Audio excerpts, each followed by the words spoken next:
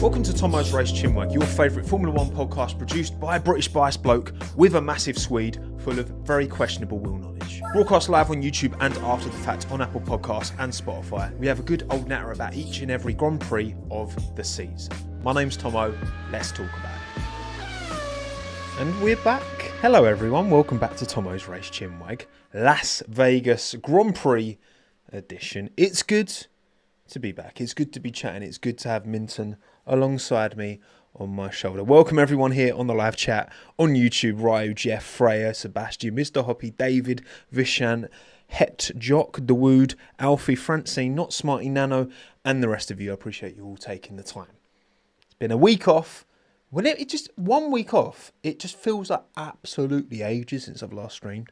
I should do one every week, shouldn't I? Maybe next year we'll get one stream every single week, regardless of whether or not there is a race. As you can see, there is some black hoodie going on in the background here, which I'm hoping Minton's going to curl up on later, so we can have Minton beside us on the stream. Although I don't want to him jumping off, because that's quite a high locker back there, and he could do himself some damage, which is the last thing we need right now. Welcome everyone. Thank you all for joining. Let's talk all about the 2025. It's 2025, isn't it? I've never accepted that it's 2025. I don't know about any of you lot. I still sometimes think it's 2024. No, it's the end of 2025, which is even more terrifying. Round 22 of a 24-round F1 season. We are very close to the end. 3 races back to back to back to finish off the season. Let's talk about it, shall we? As you can see down the strip, it's actually mad that this can happen down the strip. I was hopeful that I'd actually be going to this year. There was an opportunity, and then there wasn't an opportunity, which is sometimes how things go in this game. I definitely got my hopes up, which, never mind, hey. Never mind at all. It would be a privilege to go. This feels like a race that you kind of need a bit of a leg up or a way in, because it's Vegas, right? It's going to be spenny, it's going to be glitzy, it's going to be the bright lights, it's going to be the Monaco of the USA, essentially. But I'd love to get out there one day just to sample it. And obviously there's a big deal, isn't there? When's the deal run to? Is it like 2035, or is it like late 2030s or 2040s, something like that? I'm sure the Las Vegas deal is significant and big. Welcome, Joe. Finally here to see you boy live. Well, welcome, Joe. Thank you for joining live. Unless you can't typically catch these, I try and do them at different times to accommodate to wherever you are, whatever time zone you are in the world. Okay, we're all here for a good time, not a long time. So let's talk about the circuits, shall we? The Las Vegas Strip circuit, can't speak, in Nevada, in the USA, in Las Vegas, 6.2 kilometers, 50 laps. Not very many laps, but it's a very long track. Those straights are humongous. Weather is going to be a big topic this weekend. I've pulled these Friday, Saturday, Sunday figures from Google, but at the end of the day, it's happening very late Las Vegas time, very early UK time. We've got almost the softest run of tyres as well, the C3, C4, C5. No new C6 that they've introduced this season. It's the same tyre spread as there were last year. Because of the very cold temperatures, you can get away with running much softer compounds. But yeah, the weather's definitely going to be a thing. There's been some flooding in Vegas recently, and there's due to be a little bit of moisture potentially on the Friday falling down, although I've not seen too much in terms of fear that rain's going to get in the way of any running for this Grand Prix. But 14 degrees, which, to be fair, compared to today, it's been 5 degrees here in the UK, and I went out and played golf earlier, and the amount of wind, it felt like -5. Literally, according to the weather app, whichever one I was using, said it feels like -5. Still shot an 89, so I was happy with that. But yes, and the wind blowing a gale, which if I didn't mention, I should have mentioned, because it was like 20-mile-an-hour wind. But we still clutched up. But yes, anyway, regardless of my golf game, 14 degrees by UK standards is pretty warm, but by Vegas standards and by F1 standards is pretty cold. And because of these cold temperatures, you typically see certain cars come alive that don't around a typical Grand Prix is 25, 30 degrees sometimes, right? It typically ends up being on the hotter side of things. Even a lot of the time in Silverstone, even the British Grand Prix ends up being roasting just because of the time of year it typically is. It snowed in North London today. It snowed, did it? Yeah, to be fair, a few places I heard it snowed. It didn't snow down here where I am, but I guess kind of by the coast. Instead of snow, we just get wind. And yes, very, very chilly indeed. Mercedes 1-2 Kimi with a bit of a boozer on the podium at 18. Do you reckon, Tired? Do you reckon? Well, he's 19, isn't he, Kimi? I'm sure Antonelli's actually older than I think he is, because I just imagine him as being like 17. And I'm pretty sure he's 19, isn't he? And Ollie's 20, I want to say. But either way, still too young to drink in the US of A, right? Because of your old drinking laws. Drinking age in the US is 21 though. Exactly, Joseph. Exactly that's right. Minton, you good? You balanced? Yeah, look at how cute he is today. He's been exceptionally cute. Wonderful little 7-year-old sausage dog, aren't you? Look at you. Right, so yeah, last time out, George Russell got the job done. Max Verstappen won the title, so he had his own celebrations, and Lewis took that third step on the podium. The Mercedes came alive round here, and in a very relatively short time span we've had of the Las Vegas Grand Prix, we've had some pretty memorable moves of the past. Obviously, Charles Leclerc doing his move on Sergio Perez at the very end of the race. That was last year, wasn't it? Was it? No, it wasn't. It was the year before last. But that was a worldie. That was an absolute blinder, because that was for the podium. You had, what was it, first year? You had Lando crashing out early doors, getting caught out by the cold temperatures. You had Max and Charles having a bit of a ding-dong into turn one as well. Vegas delivers, and again, Mercedes typically plays into their hands. When the Mercedes is not historically over this ground effect regulation, hasn't been great at holding on to its tyres, generates a bit too much temperature, but when it's cold, that's what you want. Whereas, say, the McLaren, which is really good at managing its tyres through a stint, if it's not getting its tyres up to temperature quickly enough, it's going to struggle with cold tyres at the start of a stint and maybe come into its own later on in the race, but certainly qualifying pace, not too much expectation for McLaren this season. That was 2023, yeah, I thought it was. It's me, Whisk says, I'm thinking a Ferrari win, feeling a Ferrari win, should I say. Honestly, it's kind of anyone's game, because the cars have changed. Of course they have, since this time last year. So you can never write the McLaren off, because the one thing you can say about the McLaren this season is it's consistently up there. If it's not the quickest car, it's usually the second quickest car. Again, this is a bit of an outlier in terms of conditions, this track. But Ferrari, Mercedes, you have to factor them in, and you can never factor out that man over there, Max Verstappen. Why can't I speak today? I'm tripping over my words left, right, and centre.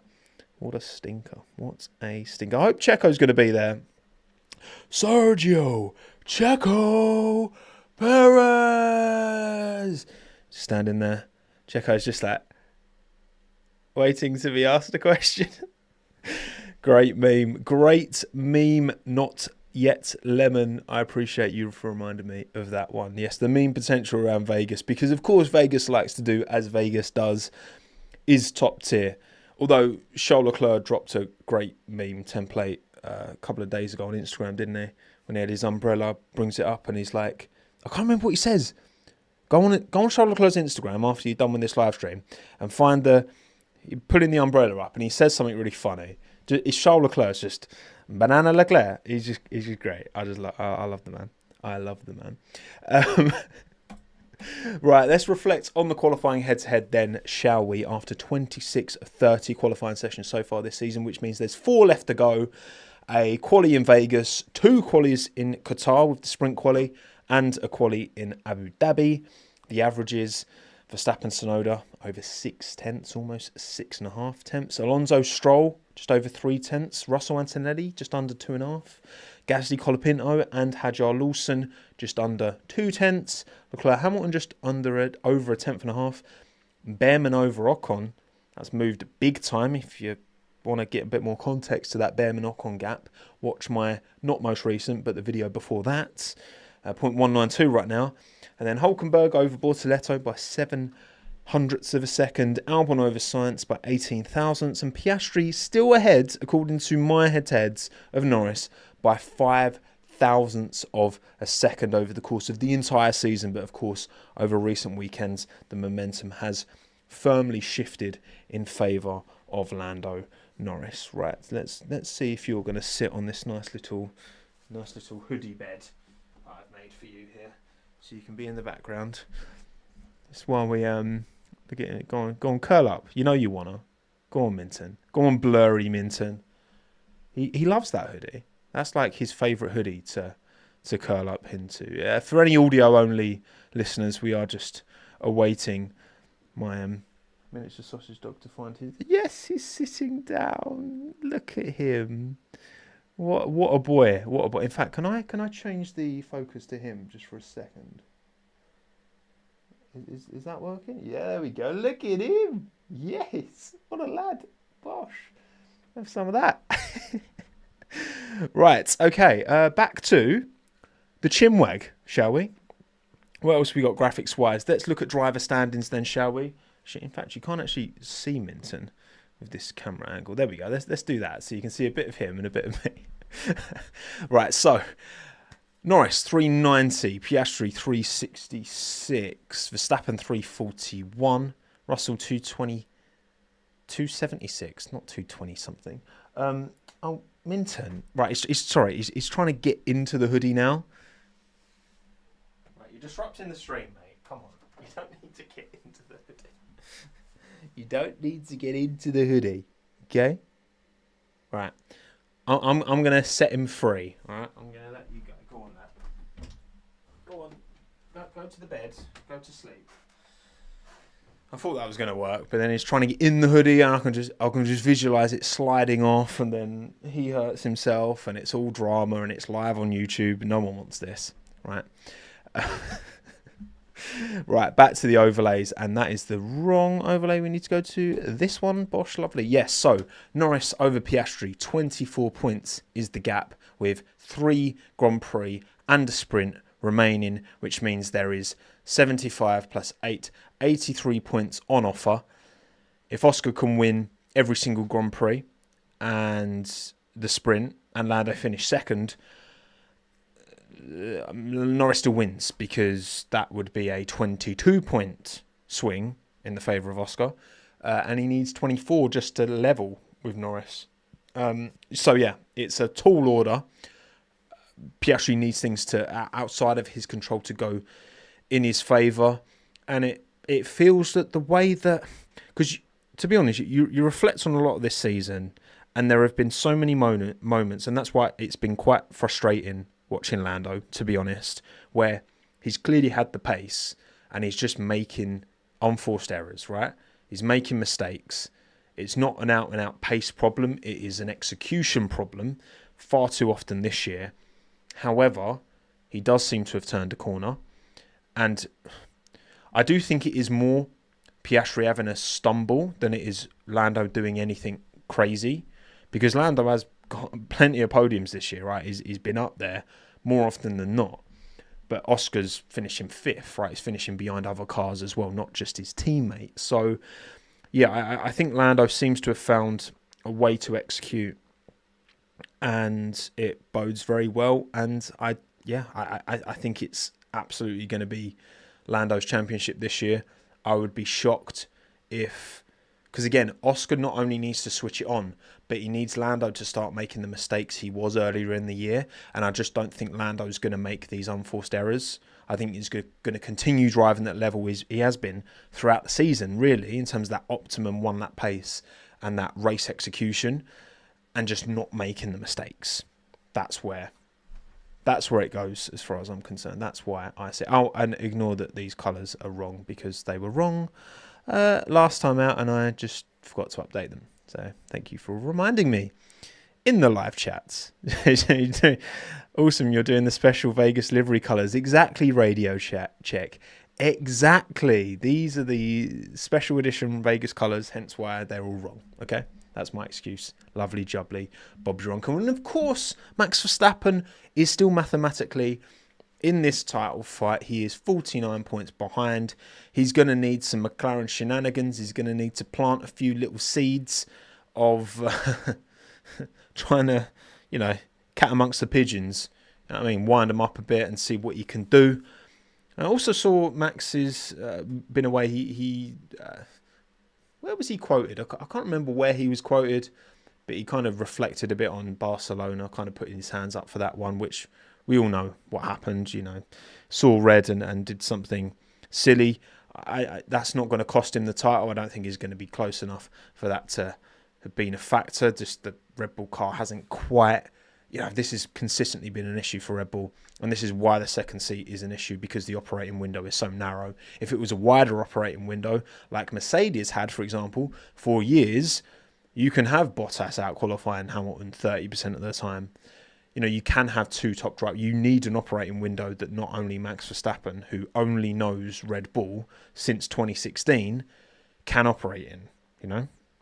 That's the long and the short of it as far as I'm concerned. But yes, it's an outside chance for Max, but never write him off as far as I'm concerned. And then, of course, the team standings, which are, there's a fight for second and there's a fight for sixth, isn't there? We talked about this time and time again. I do find this interesting. Of course, nowhere near as interesting as the Drivers' Championship, but to the teams, this is so important. The prize money, especially for smaller teams, the prize money is going to pay dividends massively. But of course, the lower you finish, the more ATR, wind tunnel time you get going into this new season, this new regulation period, right, in 2026. And you're going to need plenty of aero, wind tunnel time, especially if you start on the back foot. So, 398 for Mercedes. Big weekend last weekend, helped them big time. Red Bull 366, Ferrari 362. Again, Ferrari and Mercedes both have drivers who are operating in the points most weekends. It's harder for Red Bull, but then Max is Max. So that makes a difference there. Williams, I think, they're going to get fifth. I've got no doubt they'll get enough points to get it over the line. But then, Racing Bulls, Aston Martin, Haas, Sauber, Alpine. Not Alpine. Definitely not Alpine, I'm afraid, on 22.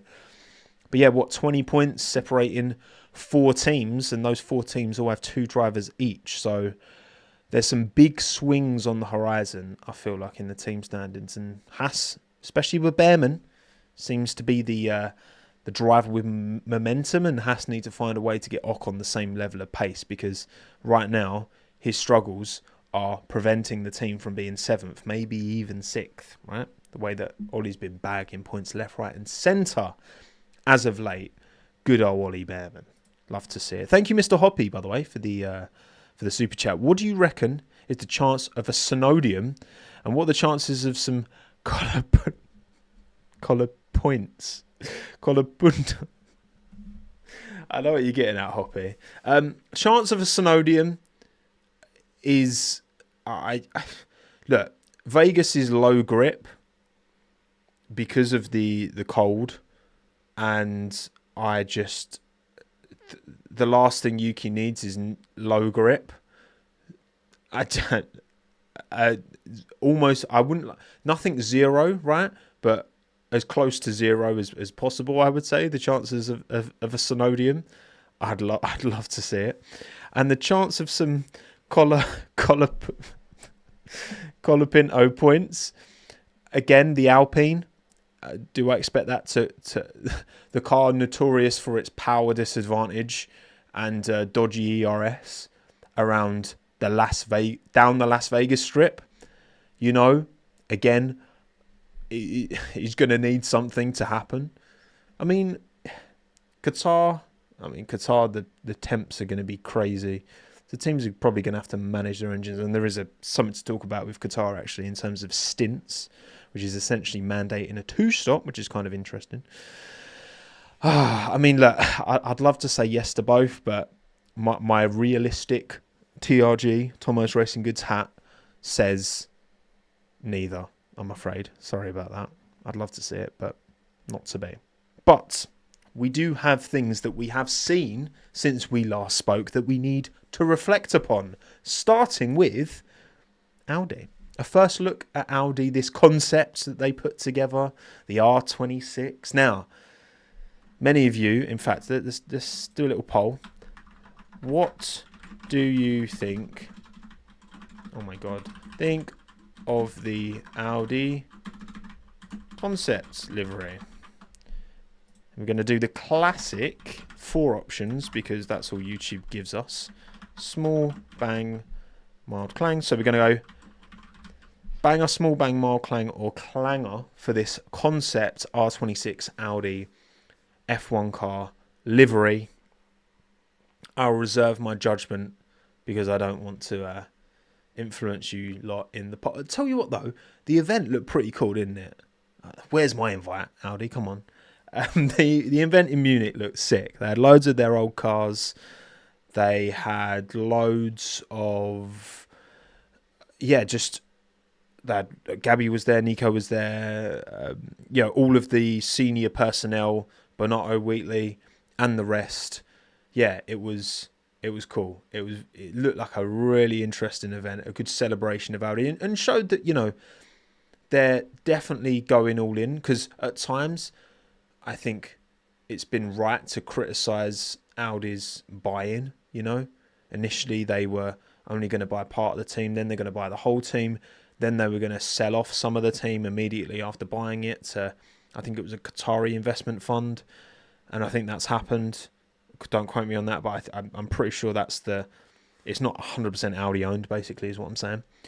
And yeah, you were kind of wondering, why are they actually taking this seriously? And been a bit quiet because, of course, Sauber have been still doing their thing, got their, medium rare branding on it, and which is going to be a thing of the past, and we've got to talk about that in a bit as well. But let's have a look at the poll. 14% of you think this looks like a banger, 49% small bang, 29% mild clang, and 8% clanger. I think this is magnifique. I love this. I think this is sick. I think if you took this and then just slapped the sponsor logos on it, that is a beautiful first livery.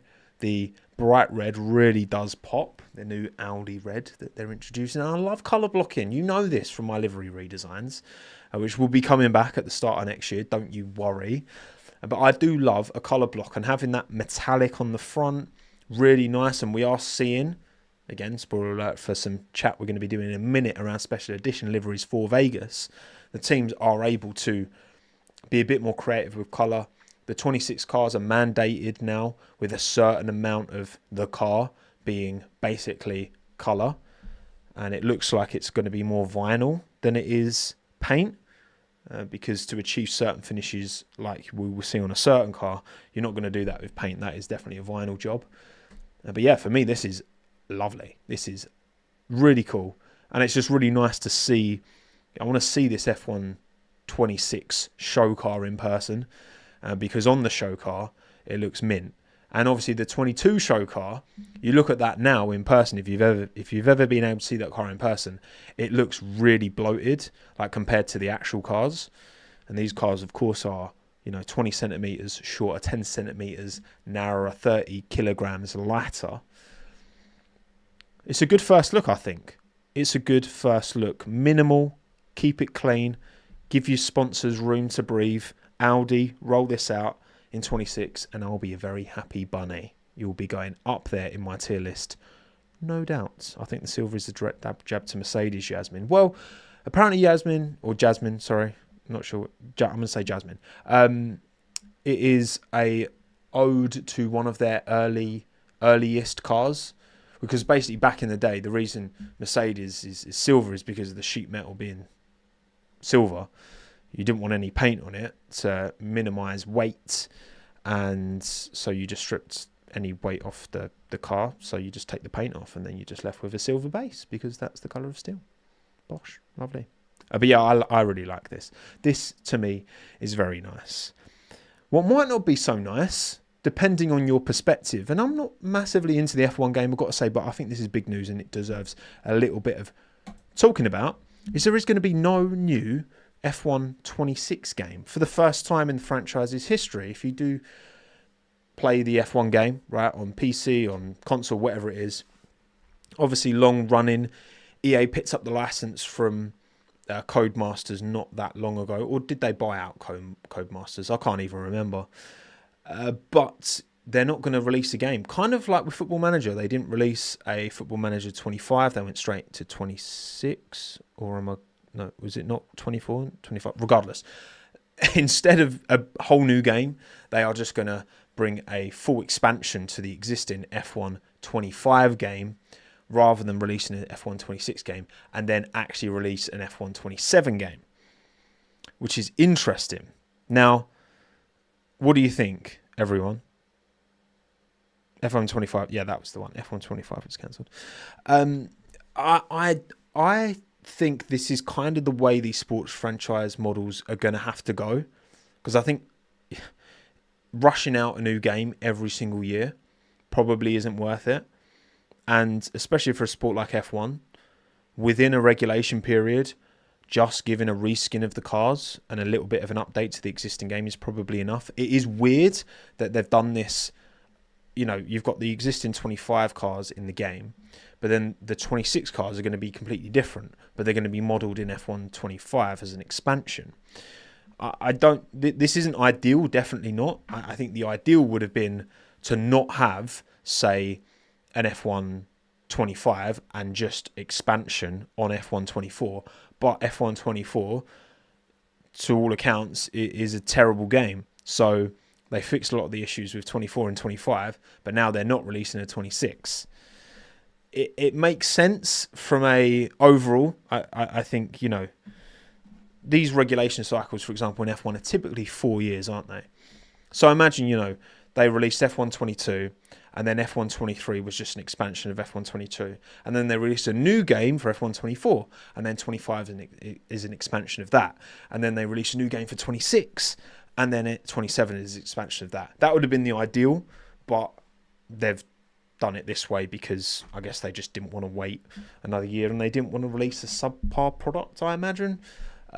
Yeah, I mean, this makes sense from a long-term point of view, perspective, if you ask me. But yeah, it's quite big industry news.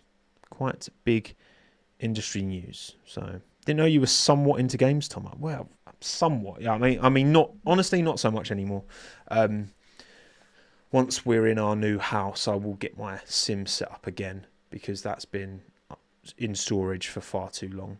So I will drag that out. But I'm not a massive gamer. I used to be a big gamer, but now it's all about the golf. For me, it's all about the golf. Come on. So yeah, that's the 26 game news. But then back onto F1 stuff. And talking of Qatar, next weekend, it's going to be a two-stop. It's essentially going to be guaranteed a two-stop, because there's been a minimum stint put on the tyre compound. So they are running the hardest compounds available in Qatar, C1, C2, C3. However, you are not allowed to run more than 25 laps on any given compound. And so even if you got 3 lap used mediums that you put on for the race, you can only run 22 laps on them before you've got to come in. This is from a safety point of view. We've had this before in Qatar, where the extreme temperature, the extreme downforce, because you're carrying so much speed, the really aggressive curbs can cause tyres to fail. So yeah, Pirelli have been like, we need to, it's probably not safe. Even with the hardest range of compounds, it's not safe. So this will essentially mandate a 2-stop, which will be interesting to see, because, you know, will some teams go for 3 stops? Maybe. Does it take away some of the unpredictability? Perhaps. Certainly, you know, the 1 to 2 stop convergence we've seen many weekends, not enough weekends, but on enough occasions to at least have a good sample set that a converging 1 to 2 stop strategy can make for an interesting race and an unpredictable winner. But yeah, we'll see. Can they not just make a better tyre for Qatar? The thing is, Raul, they're not going to make a compound dedicated to one track. And it is like, Qatar is exceptional. It's exceptionally high temperature. It's exceptionally high deg. It's exceptionally aggressive curbs. And so if this is what they've got to do, then so be it. And I'm interested to see how it plays out, I guess. I do wonder if there's still going to be any, all right, let's just go soft medium and do a 3-stop. If everyone, and then other people trying to eke out, you know, a medium hard 2-stop. Perhaps. I mean, again, as you say, Joe Fish, I think it will at least open up the possibility for bad pit stops. The more pit stops you have, the more chance one goes wrong, and pit stops are a big point of failure, a big point of, you know, spreading people out, undercuts, overcuts, all that good stuff. So fundamentally, I'm not massively against mandating 2 stops as a practice. I'm not massively for it. I just want to see it. And this is going to be a good opportunity to see, right, if you mandate a 2-stop, does it create a bit more craziness? Thank you, Issam, for the super chat as well, by the way. It screams Monaco, which, I mean, yeah, Monaco mandating 2-stop obviously didn't work. But the problem with Monaco is that didn't work because you literally can't overtake around there. If there was just one overtaking opportunity, Albon and Lawson wouldn't have been able to do what they could do and hold up the trains like they did. So hopefully it doesn't go the way Monaco did. Hopefully not. Fingers crossed. That would not be fun. But what is fun is new liveries. We are the bastion of liveries over here. We love a new livery, don't we? It's been a big part of my channel, always has been, will continue to be into the future. And we've got a few special editions for Vegas this weekend, starting with Visa Cash App Racing Balls. Now, this is an example where, you know, you don't tell me that this has been painted on. This is definitely some kind of vinyl that's been put on the car. And a significant amount of vinyl as well. It just goes to show that clearly these cars aren't struggling with the weight limit anymore. Clearly, we're not worrying about these cars being all carbon fibre when one of the teams is rolling out this thing. Now, do I love it? It's kind of cool. I mean, it's okay. I wonder how much of that kind of pearlescent finish is actually just part of the design or whether that is the reflections. I reckon it's just part of the design. I think it's pretty cool. Let's do a poll. So V-carb livery. Let's do the options quick. Banger, clanger, small bang, mild clang. What do you think? Let me know. Of course, Isaac and Liam going to be running in different overalls as well. I've not got a picture of their overalls, their driver suits, but those are pretty mint as well, actually.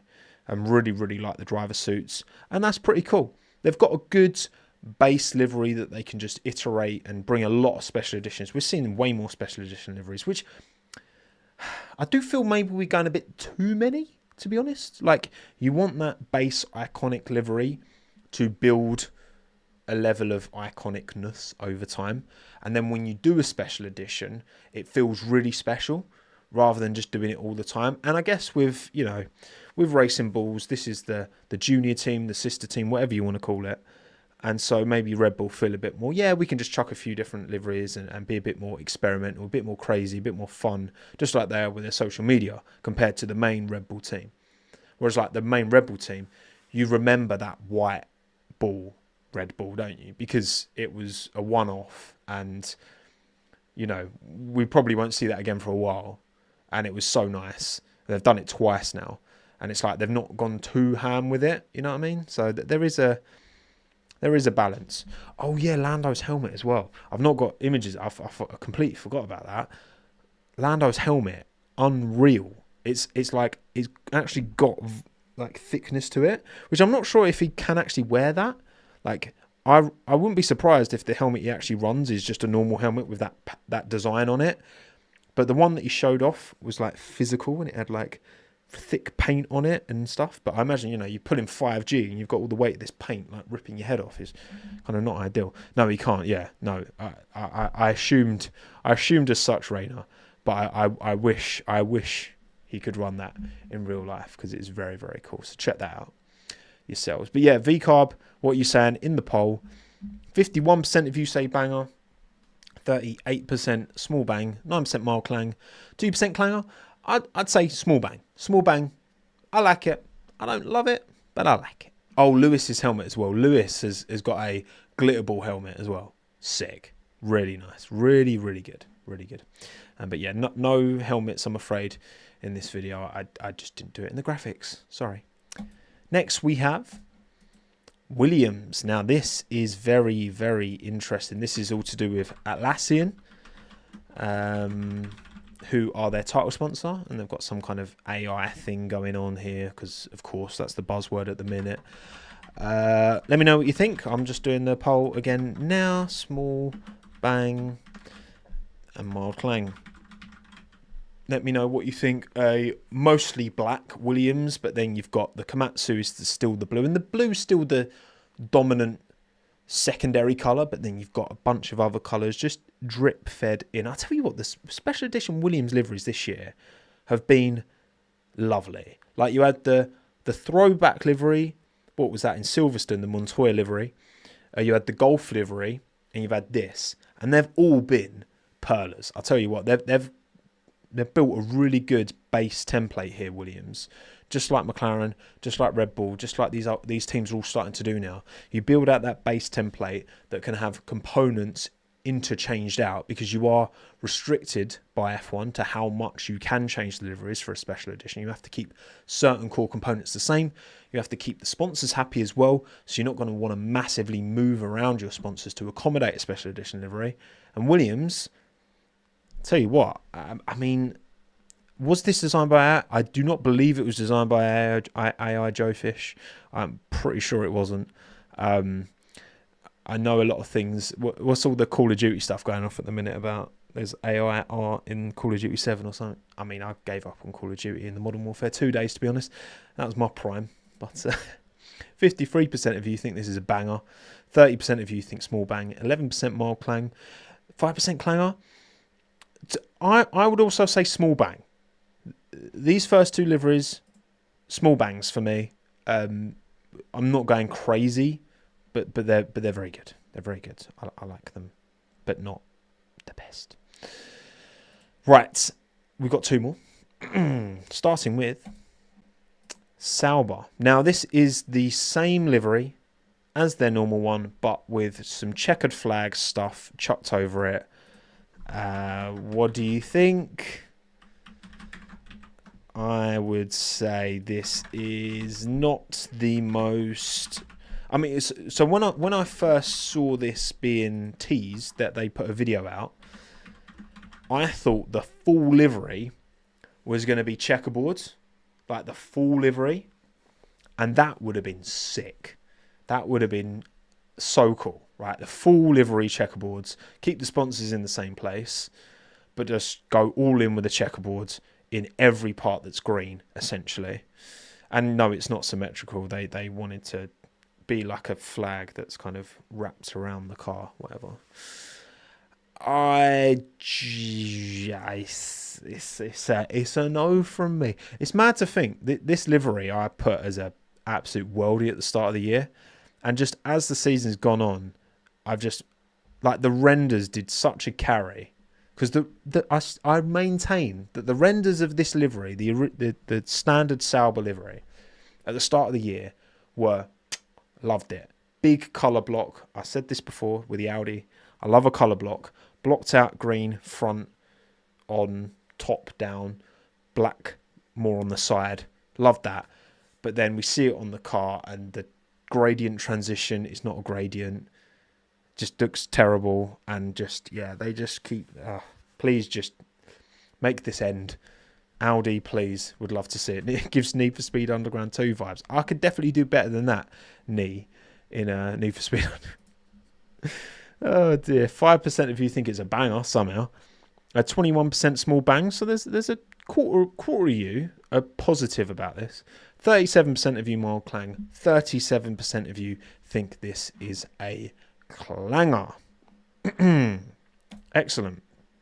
And then one more, Alpine, which is just basically the same, but pink, more pink. Which, to be fair, I do think proportionally, actually, this kind of works better compared to the normal livery. Proportionate, I think it needs a lot of pink to carry it, and I think there's I mean, it's just so annoying that we don't have the 21 Alpine. The 21 Alpine is one of the greatest liveries of all time. 21, they had it. They had it there. And then they allowed the Pink Water Company, who, to be fair, BWT, shout out, they've been in the sport for years, supporting, Force India, well, the Racing Point. They've had their money in F1 for years. They've done a lot to bankroll this sport and keep teams afloat. So respect to them for that. But, like, Alpine had something so good. And they can't have the red and the white because of the pink. And it's such a shame. And also, yeah, it's not as good as my pink as well. That is true. Dawood, pink shade bias. It's not as good as my pink. My pink on this would be better. But that's the way it is. Clanger one off, but banger compared to the usual livery. Yeah, I feel that bone. I feel that. Weird way of me putting that, but there you go. 13% of you think it's a banger. 50% small bang. 21 mild clang. 16% clanger. For me, it's a small bang, I guess. Yeah, fine. If I could put 5 options in the poll, I would. And I'd go straight down the middle for this one. But I'll go small bang. But yeah, 21 Alpine. So good. I'm so interested to see what Alpine looks like next year. Is it called Alpine? Is it still going to be the BWT? Like, who's going to be owning it? Is he going to have Christian Horner's face on the side of it if he, buys in? Stranger things have happened, right? Stranger things have happened. So yeah, those are the special edition liveries we've seen so far. Anyway, for Vegas, maybe they will be releasing more in good time. We shall see. Right, okay. We are almost at that time. This has been a bit of a longer CHINWAG, so thank you all for watching. Thank you all for taking the time because there's a lot to go over. We've been away for a week, but now we are on to the bangers and the clangers. Boom. Starting with my predictions. Who's going to win the 2025 Las Vegas Grand Prix? Bangers and clangers. Let's get on it. Let's go. Race winner. Come on. Who's going for it? Dan Duffy says Antonelli. Patrick also says Kimi. Who else? What? Any other shouts? Dawood says Russell. Not yet. Lemon says Carlos. Jasmine says Leclerc or Max. Or Merc or Max. There you go. Tripped me up there because you had team driver.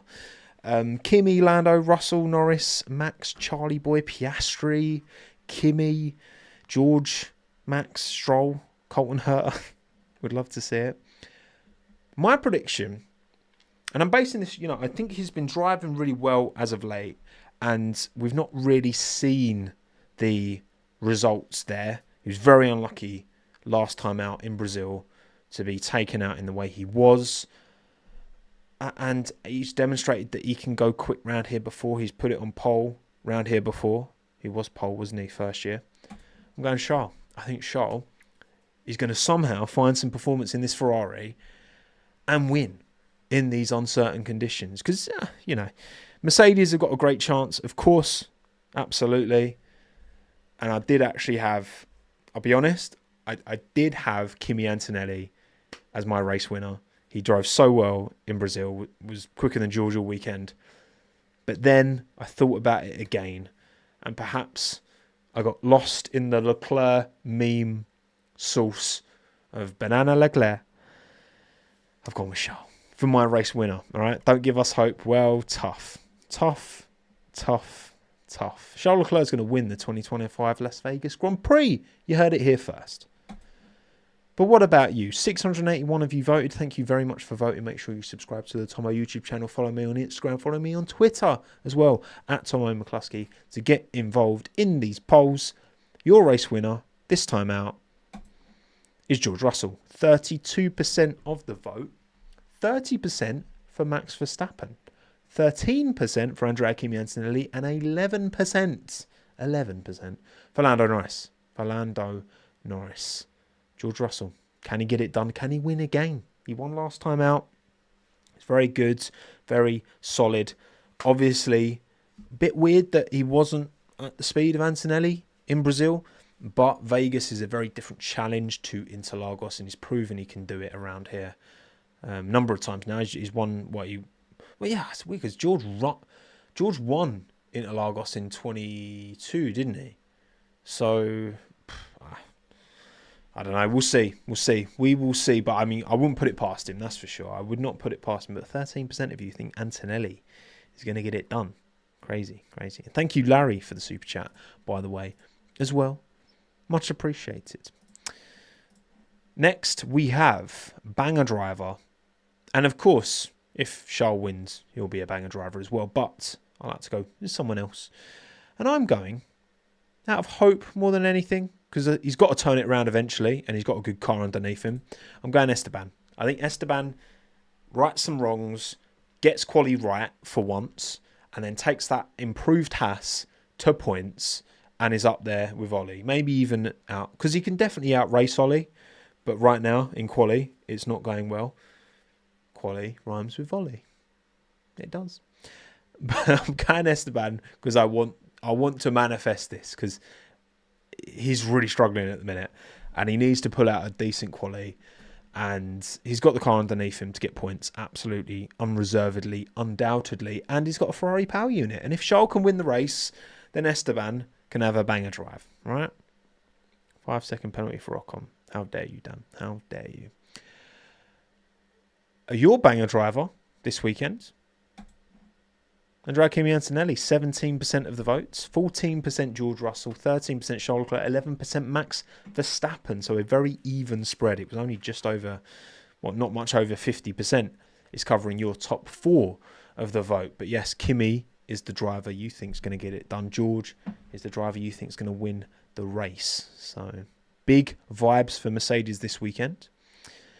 Then a clanger driver, gone Stroll. I think Aston are going to struggle.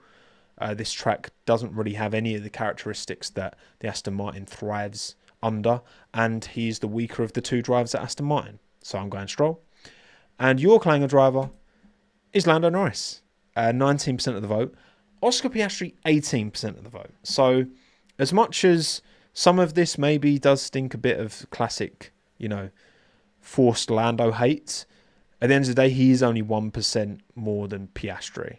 In fact, I can tell you the exact numbers. So Norris got 127 votes. Piastri got 118 votes for clanger driver.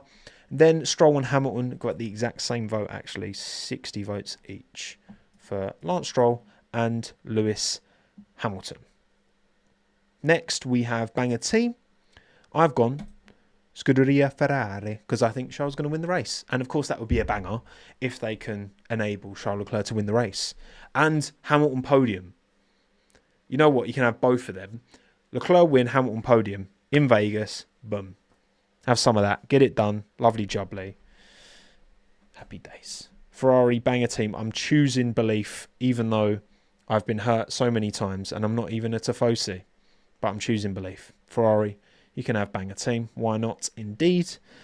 Your banger team, unsurprisingly, it's Mercedes. 57% of the vote. 57, not even close. 10% Ferrari, 10% Williams, and 8% Red Bull Racing. Red Bull Racing. Have some of that. And then finally, clanger team. I've gone Aston Martin because I kind of spoiled it earlier with what I said about Stroll. I think they're going to really struggle. Alpine will be a good shout as well, of course, and you've not gone with Alpine, actually. You've gone with McLaren, 24% of the vote. 20% of the vote, Alpine, 16% Aston Martin, 11% Ferrari, 24% McLaren. McLaren did struggle around here last year. Again, their ability to preserve their tyres might work against them in the cold temperatures of Vegas. Low grip as well has been hurting Oscar as of late. And, yeah, I mean for Oscar to win this title, he needs to turn it on, and he needs to hope that other cars get between him and Lando. He needs things out of his control to work in his favour, and it just doesn't feel like it's going to happen, does it? But you never know. You never know. So, bangers and clangers, those are yours. These are mine. All different, which is always good. And we will see who wins on the post-race CHINWAG, which is going to be on Sunday during the day, because the race is at 4 a.m. UK time. And yeah, so I'm probably going to do my live stream at like 10 in the morning, something like that, and then try and get some kip afterwards because, well, I mean, I'll probably get a few hours sleeping. If I try and go to sleep early, it just never works. I don't know about you lot, but I can't just switch off. Like I need to go to bed when I'm tired, and even then, sometimes I'll just be an idiot and I'll just sit on my phone, and then I make myself not tired.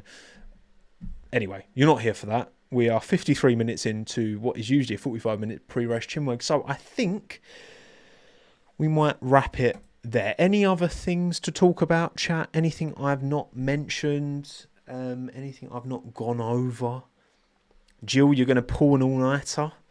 Yeah, I mean, fair enough. Have I seen Lewis's new helmet? Yes, it is lovely. Lando's new helmet is lovely as well. Oscar's new helmet for this weekend in Vegas is really cool as well. But I didn't show you any of them because I'm a bad content creator, so I do apologise. I do apologise. Max's new engine, Jasmine, yes, there has been a bit of talk about that, isn't there? So, essentially, McLaren, and this didn't seem to be, it's more of a clarification from McLaren's point of view. So, obviously, in Brazil, Max took a whole new PU, and it seemed to be, certainly the implication was that it was for performance gain, right? Because you're at the back, you might as well take a new PU. Why not, right? Now, if you take a new PU outside of your allocation, you get a penalty, regardless of whether it's for performance or not. But whether it comes out of the cost cap or not, the cost of that engine, if it is for performance, it does come out the cost cap. Wait, am I getting it right? And then if it's for reliability, it doesn't. I think that's what the rule is. I think. Read up about. I'm pretty sure. And McLaren wanted clarification because, well, they wanted clarification whether or not Red Bull were being punished basically through their cost cap, because the idea, you don't want that teams are just, oh, we'll take a 10-second penalty, we'll take a 10-place grid drop, sorry, and then just bring new engines every weekend, and it's fine because it's not coming out the cost cap. You know, that could kind of get away from you a bit. But so, yeah, I mean, apparently that is, apparently that is the thing. I don't know if there's been any clarification on that at all, but that is essentially what McLaren were talking about. Thank you, Sam, as well, for the super chat. Hard time, I sent you a portfolio project idea to your business email last week. Just wanted to flag it in case you got buried. Sorry about that, Sam. I will definitely check that. I definitely haven't seen it, but I'm terrible at my emails, which is not ideal, really. But cheers, Sam. Appreciate that. I will give that a butcher's, no doubt. Right. I think we're going to wrap it there. That has been plenty long enough of me waffling, wagging the old chin. Thank you all for joining. Appreciate you all taking the time. And I will see you all on Sunday after the Las Vegas Grand Prix, which of course is Saturday night in Vegas, first thing Sunday morning in the UK, in Europe, and then we will talk all about it, won't we? And hopefully it will be interesting, exciting, and maybe someone new will win. Maybe Antonelli, but I think Leclerc. Cowrie, Avkid, Sam, NK McFrin, Josh, Lou, Nick, J-Pro, Issam, Akawi, Aces, Katie Go, Awkward MMA, Smeeze, Daniel, Kira, Raoul, Hannah, Dumda, Freya, Rainer, Lemon, Josh, Alex, Dawood, Patrick, Lola, and the rest of you. My name's Tomo. Thanks again. Have a good one. Ta-da.